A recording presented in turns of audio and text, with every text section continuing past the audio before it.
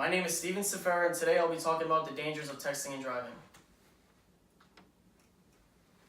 The specific purpose of my speech is to persuade you about the dangers of texting and driving. The organizational pattern that I use for my speech is the Monroe's motivated sequence. How many of you have used your phones behind the wheel of your car while driving? I'm ashamed to admit this, but I also have used my phone while driving.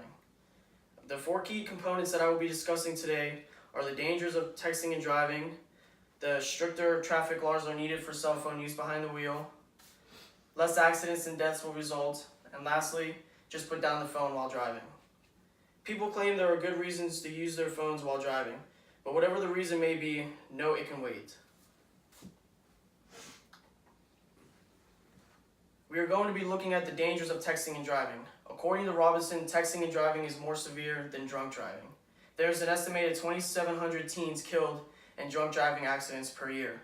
That's horrendous, yes. What is worse is that over 3,000 teens and young drivers are killed by distracted driving.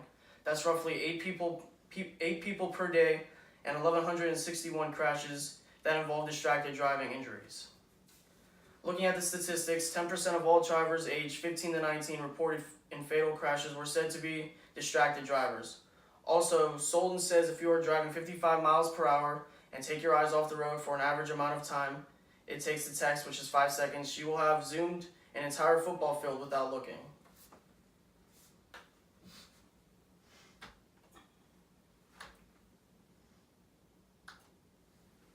It can wait. Texting can definitely wait until you're done driving.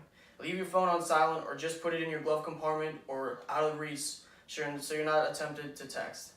One other way to resolve such issues is to enforce stricter phone laws. Let's look at Ohio's phone law, for instance. Texting cannot be the main offense for getting pulled over. It has to be a secondary offense, meaning the driver would have to be breaking another law while texting in order to get the texting offense against them. As you can see, that could be difficult to enforce. Also, there will be less accidents with a texting ban. 45 states and the District of Columbia have a texting ban and experience a 7% decrease in hospitalization rates for those states. Also, there may be less serious accidents in these states. Another fact about states with a texting ban, according to Chris Berg, there is a decrease in motor vehicle related hospitalization per year, about 30. And researchers have stated that states without the ban should consider using it. Here is something to think about. Your life can change in an instant due to distracted driving from texting. You'll definitely be paying for damages for all parties involved if you are at fault, and you could harm yourself or others or possibly get you or others killed because of texting and driving. I hope with everything I have stated that I persuaded you all not to use your phone while behind the wheel.